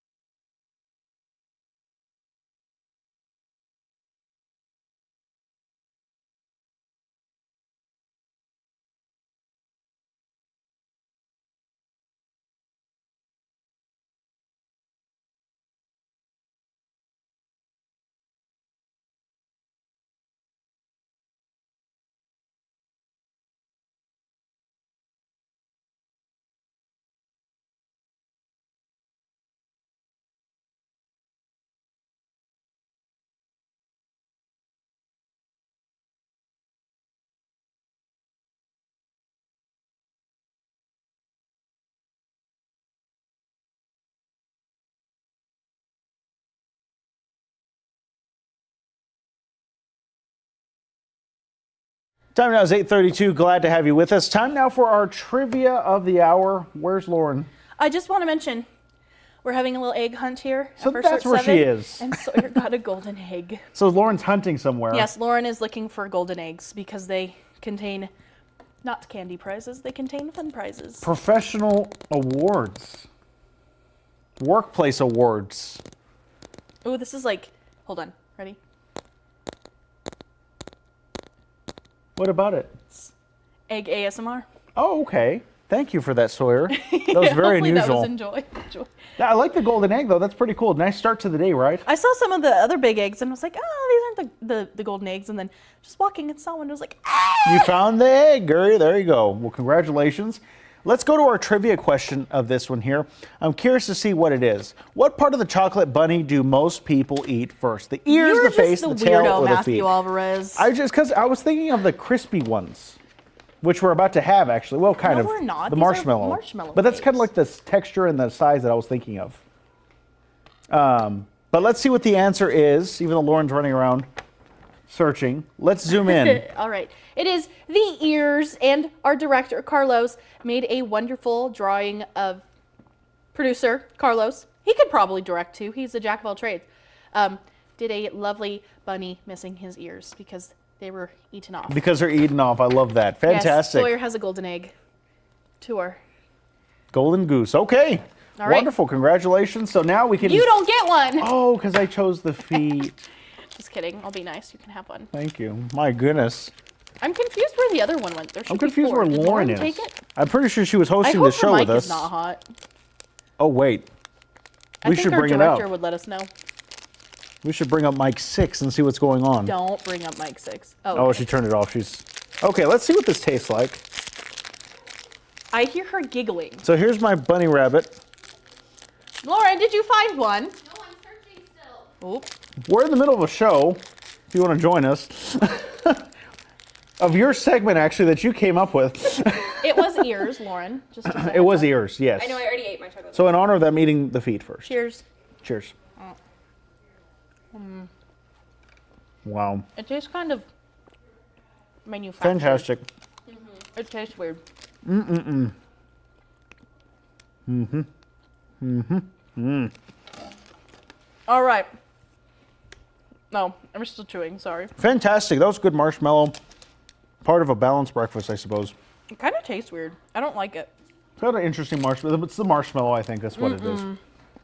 Well, there we go. That's one of our 3 of our 4 snacks we're going to have. We're going to have one more. Let's see what the new trivia question is. I don't know if we have that ready to go just yet. You have to do it. Oh. It's up. What is the most popular jelly bean flavor? Oh, okay. We're Well, it's not up, but it's on the website. Okay. Let me see if I can I get kind of that. want to say green apple or berry cherry. Sorry, I'm trying to get it right now. 1 second. What did you say? What part of the... What is the most popular jelly bean flavor? I don't see that anywhere. It might already be up.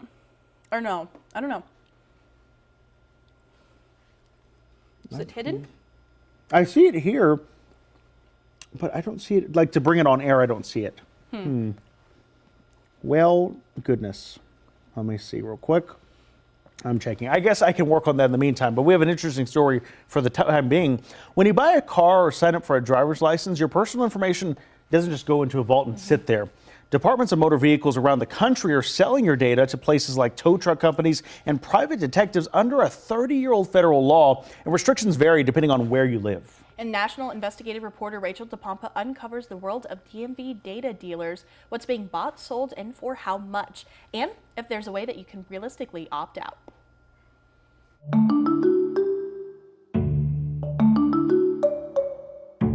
I am a mom of 6.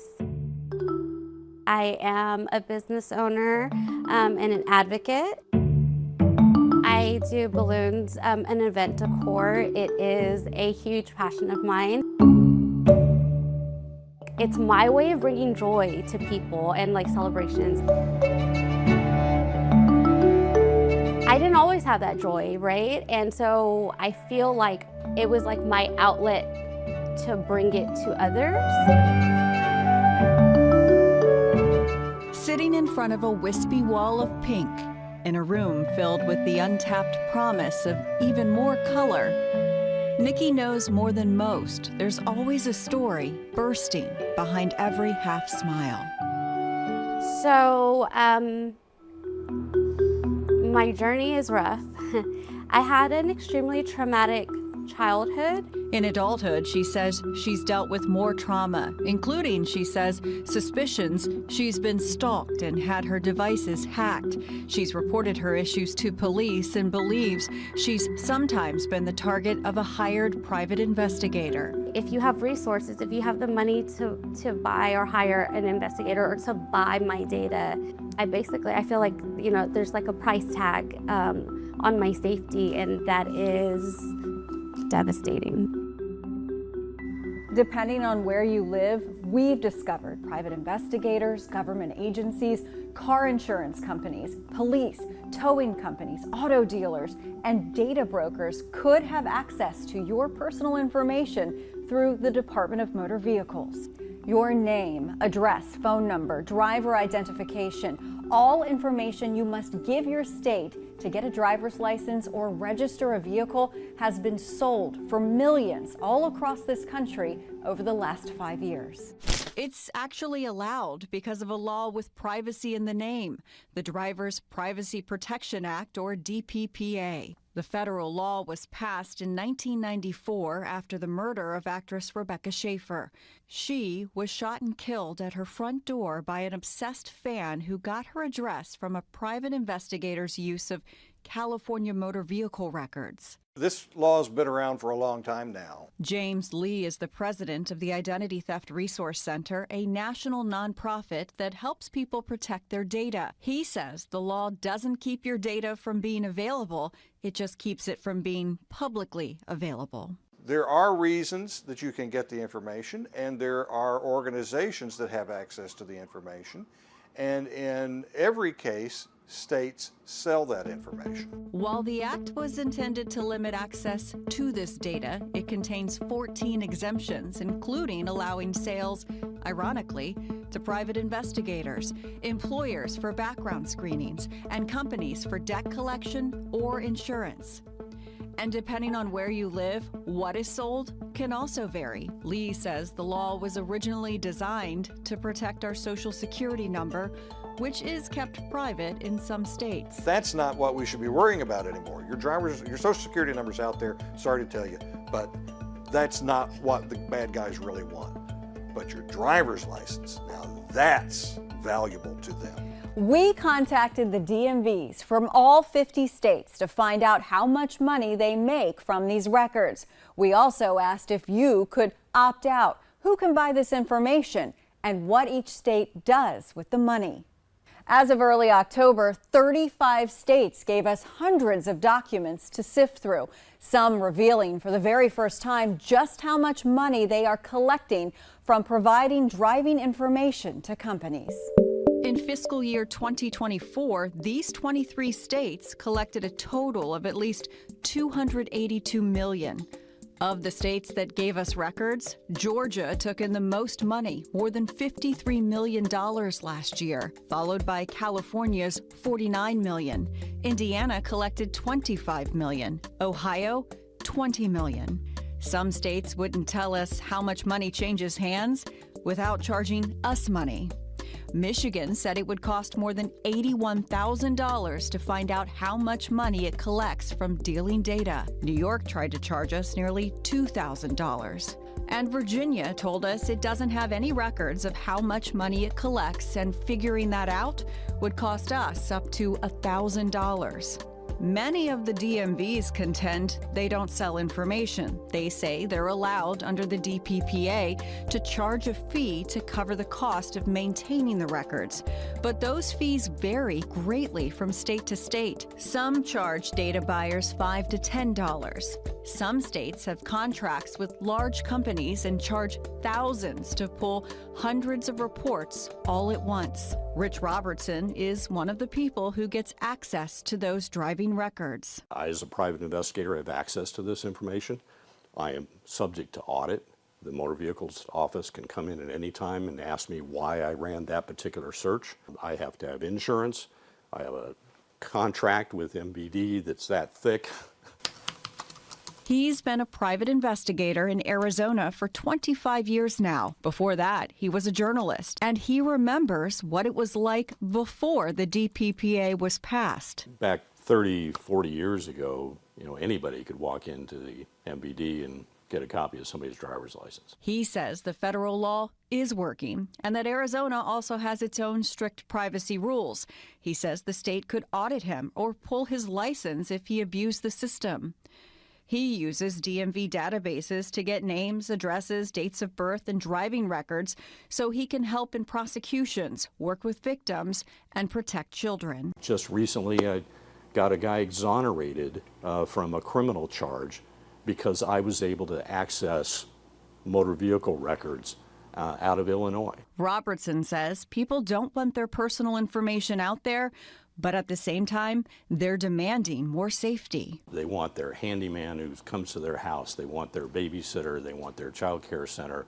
They want their Little League coach. They want all these people backgrounded to make sure that their children are safe. Backgrounding means digging into your private information. Crystal Justice is a consultant at the National Domestic Violence Hotline. She's seen firsthand what can happen when data is misused in this high-tech world. When technology is created, it can be created for good, it can be created to make our lives easier, but it can be misused by abusive partners to control, to harass, to cause harm to their victims. We call that digital abuse. She says victims and survivors already go through painstaking efforts to make sure their private information is not shared. We challenge companies, agencies, or organizations to think, what data are we collecting? Is this necessary? How are we sharing it? How are we selling it? DPPA came into being at a time when we were talking about somebody walking up to a DMV office and requesting a piece of paper that had driver's information on it. Whereas now it's available instantly online from any place in the world. Lee says despite the DPPA, privacy laws from state to state are so different, it's hard to ensure the large organizations gobbling up data are following all the rules. Under the federal law, companies are not supposed to sell the data for marketing purposes, but some consumers claim it's happened in the past. LexisNexis, which we found is the leading buyer of data in nearly every state we looked at, settled a class action lawsuit in 2021 for $5.13 million. The suit alleges LexisNexis illegally sold driver information from DMV crash reports to law firms for marketing. We also found Carfax spent millions last year buying data from DMVs. A proposed class action lawsuit filed in February claims Carfax unlawfully sold accident reports to third parties. Carfax is asking the suit to be dismissed, saying it never disclosed information from a motor vehicle record and that the DPPA doesn't limit access to crash reports. It's really not fair for where you live to determine the rights you have. We need to have a uniform national law. Only 3 states told us you can actually opt out from having your information shared, and only in certain situations: Delaware, Wisconsin, and Wyoming. So we're not allowed to opt out. I'm not surprised.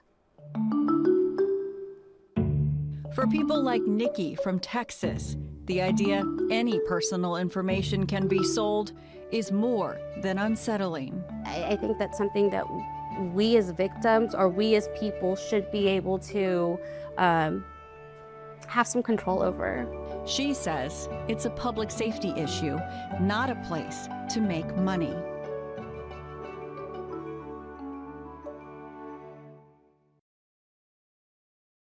Let's turn now back to our Easter competition, our trivia question of this half hour. What is the most popular jelly bean flavor in general? Berry blue, cotton candy, very cherry, buttered popcorn, green apple, or licorice? I'm going to go with very cherry as well. You are too. I just think that makes the most sense. Cherry's a great flavor. Maybe for the sake of it, I would go with cotton candy. I was thinking blue, green, or cherry. Oh, berry blue. Okay, I'll go with berry blue. I'll go with Lauren. You going with that, Lauren? Mm-hmm. Okay, Sawyer's going with very cherry? Mm-hmm. Okay, we're going to have the answer in about 10 minutes right here on Wake Up West Texas Extra. Sawyer will let us know what it is, and then we will dig into what snack? Jelly bean, I guess? Mm-hmm. Okay, so we'll have a jelly bean apiece. I'm not touching the Peeps. I don't like Peeps. I would say we won't get into the Peeps probably. I like Peeps, but maybe later. But these look like they're going to be good. So we'll dig into these if we win by getting the correct answer. Go to firstalert7.com/vote or comment below what you think it is. In the meantime, we'll be back in just a few more minutes with another look at some other stories we want to share with you on this Good Friday. Stay with us here on Wake Up West Texas Extra.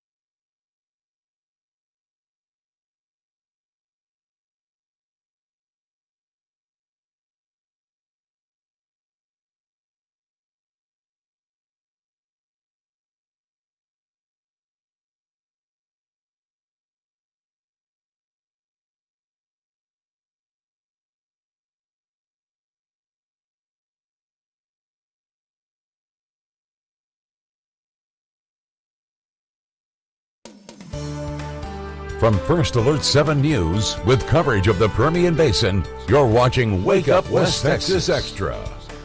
Good morning, everyone. So glad to have you with us this morning as we're finding eggs around the station. It's really a lot of fun just to find some treats out there. These are Hershey's Kisses. When's the last time you had a kiss? A Hershey's Kiss. A Hershey's Kiss, specifically. I love Hershey's Kisses, actually. Me too. These are actually from our coworker? Yes, that is they're correct? from Katie. Okay, Katie. / Lauren. I haven't had one of these in ages. Oh, I love Hershey's Kisses. Delicious. So, adding to our sugar count for the day, for sure. Mm-hmm. Mm. They're so good. Very good. After a questionable bunny. Mm. The marshmallow bunny did not hit. It tasted artificial. Something, yeah. Mhm. This here is what we look for. Mm. enjoy a kiss today on this Good Friday, along with many other. A Hershey's Kiss, yes. Hershey's Kisses, yes. Yes. There you go, to all our fans out there. Good to have you with us this morning. We have some funny stories we want to talk about. The first one being this adorable baby Asian elephant living at the Oregon Zoo. Showed her playful side alongside her mama. Look at that. Enjoying the ball. It's 1-year-old elephant calf Tula-Two. We've talked about her before. Tula-Two. I'm drooling. Do you need me to do the Maybe video? so, yeah. If you would. Okay. She celebrated her first birthday in February, and she's seen here enjoying their playtime. The blue ball she's playing with has been a favorite of her mom, Rose 2, for more than 25 years. Rose 2. It seems now that she's sharing it with her baby. Tula-Two weighs more than 1,000 pounds already and snacks on foods including bamboo and sweet potatoes. And yes, we talked about her a couple of months ago when she celebrated her birthday. She had a little piñata that they made with like the bamboo in it and the grass that she was playing with. So I love that. That's so fun. I love elephants. Love the elephants. He only weighs 400 or 500 pounds, so yes, they're nothing much. No, they said she's 1,000 already. 1,000 pound baby. That's something else. Imagine when she's a fully grown adult, thousands of pounds right there, but that ball holding up pretty well. I love that. Very, very sweet. She's so cute. Another pretty interesting story. Look at this. An ambitious bear in Connecticut spotted trying to make off with an entire dumpster Tuesday.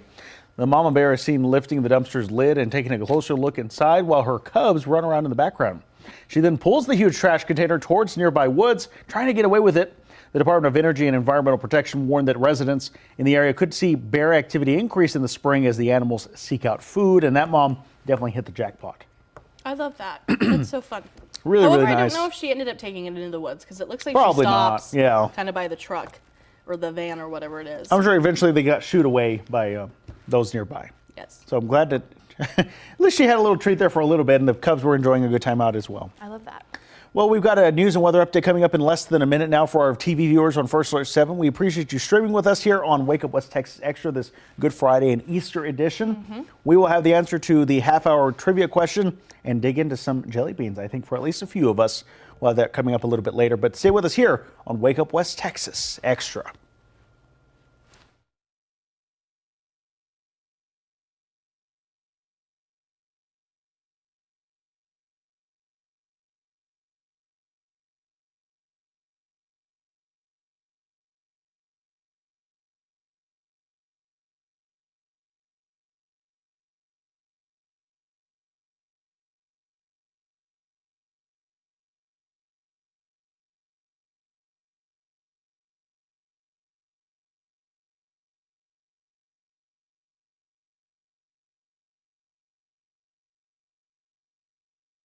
From First Alert 7 News, this is a Wake Up West Texas news and weather update. Time now is 8:55. Good to have you with us here on First Alert 7. I'm Matthew Alvarez here alongside meteorologist Sawyer McElroy with a check of the forecast, which does look quite interesting coming up tonight. Sawyer, good morning. Yeah, conditions are quiet as of now, but we are looking to see some isolated storms coming up later today and a few on the strong to severe side. Below normal temperatures do return coming up this weekend and into next week as well. Here's a look outside of the skies of Andrew this morning, where we are actually seeing some blue sky and sunshine, but also some cloud cover as well. Temperatures ranging from the 50s to the 70s this morning, 68 in Midland, 67 here in Odessa, and those winds anywhere from being calm to about 15 miles per hour. We are starting off the day with, like I mentioned, a mixture of blue sky, sunshine, and some clouds as well, but quiet conditions. Temperatures as we head through the day are still going to be on the warm side in the 80s and 90s, 83 for Midland and Odessa, 91 for Vegas, 94 for Presidio, and winds today anywhere from about 5 to 20 miles per hour. The strongest winds expected across the Permian Basin. Like I mentioned, some shower and thunderstorm chances later today with isolated strong severe storms possible for those areas in dark green. That does include Midland, Odessa, Big Spring, Andrew as well. And we are looking to see some large hail and strong winds with any storm that does form. Here's a look at that. What to expect tonight. Lows into the 50s and 60s as we head into our Saturday.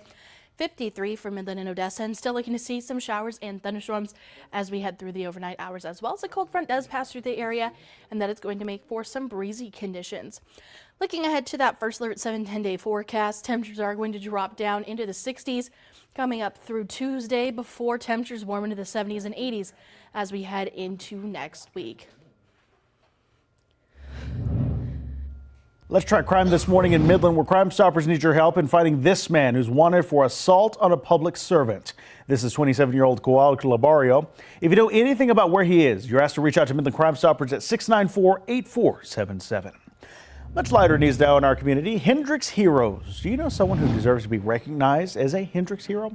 Big J Mobile Homes and First Alert 7 want to shine a spotlight on the everyday heroes who make a difference in our community. You can nominate someone who's gone above and beyond to serve others, and they could be our next Hendrix hero. This time, we're recognizing an entire team. Midland and Odessa teamed up recently to raise more than $26,000 for Texas Special Olympics by hosting a polar plunge on the campus of UT Permian Basin. Odessa police officer Marshall Williams and Special Olympian Zach Smith together raised the most money. In all, Area 18, which is this area, raised $23,000, more than anyone else in the entire state. UTPB teamed up as the host, and as you can tell, made it a huge success. Amazing record this year. This was the first one that we've held in the West region for many years, and we had every intention and goal this year to make it the biggest one in the entire state. Not only in the West region, all the way from El Paso up north to Lubbock and everything, we wanted to be known for the biggest fundraising in the entire state.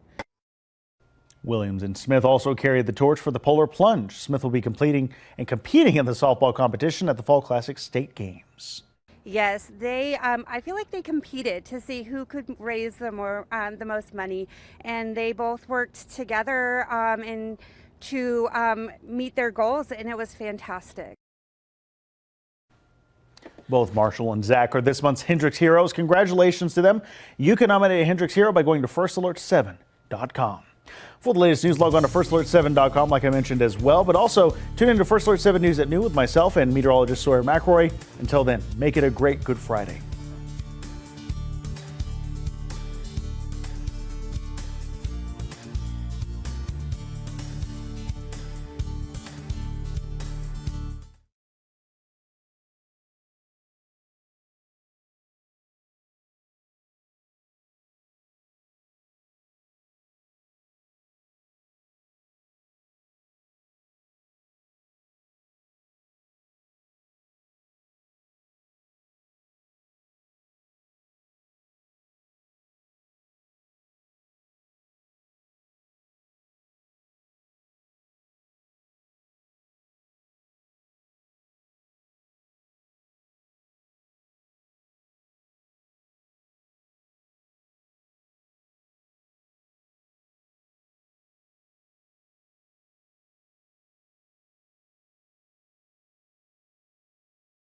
Look at this, the trivia question of this half hour. What is the most popular jelly bean flavor? Berry blue, cotton candy, very cherry, buttered popcorn, green apple, or licorice? I'm curious what the answer is. I chose berry blue. Lauren did as well. Very cherry is Sawyer's. Let's see what the answer is. I'm like 4 for 4 today, you guys. That looks like a sad jelly bean. In a good way. The drawing is good. Please zoom in. That's looks like a sad mood. kidney. That's how I feel. Well, Sawyer, there's your jelly bean prize. Woo! Do I get the whole bag? I mean, she can't. You don't even like jelly beans. Yeah, but she gets it. It's that kind of, yeah. That's kind Matthew of the thing. just hates me. Matthew, do you want a peep? Because Sawyer doesn't like Are these peeps. all good jelly beans? They look good, really delicious, actually. I'll have a smell peep. good. Will you have one, Lauren, too? I'll have a peep. Okay, I will, too. Oh. If you want to split one, too, that's fine. It's a lot of sugar. It was split a peep.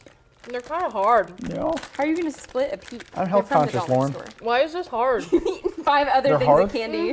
You're going to split a peep. That's your prize. Congratulations, Sawyer, on the trivia.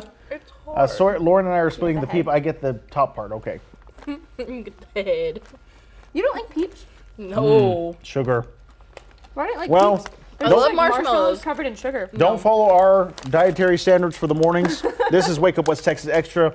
It's been our whole breakfast. Yeah, that's been our whole breakfast. So we appreciate you spending your Good Friday with us this morning, by the way. We know there's a lot going on this weekend. Is our director okay? I want to share a word of caution, though. Sawyer does, at least, if you'll share that. Regarding the forecast tonight, this weekend for outdoor play. I was like, for what? I was trying to be generic on purpose. No, but there's a lot of weather happening. Hold on. I'm She's eating jelly beans. Trying not to. It's going to be rainy. Be careful. Yes, Stormy. that. It depends. Yes, so We have a very isolated chance of storms today into tonight. Keep an eye on the forecast. Not every single person is going to see rain. You may probably not get rain, kind of like the other night, but we'll have to see. Some storms, if they do form, could be severe with large hail and strong winds, 60-mile-per-hour wind gusts, quarter-size hail.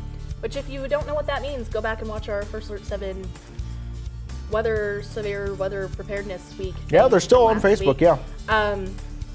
Because, yes, that will give you the answers. But, yes, be weather aware today, but now we are going to chow down on more jelly beans, I guess. Got a lot of candy to go through. Okay. Thanks for streaming with us. Make it a great Good Friday, a good Easter. Happy Easter to you and your family at home. We'll see you back here Monday.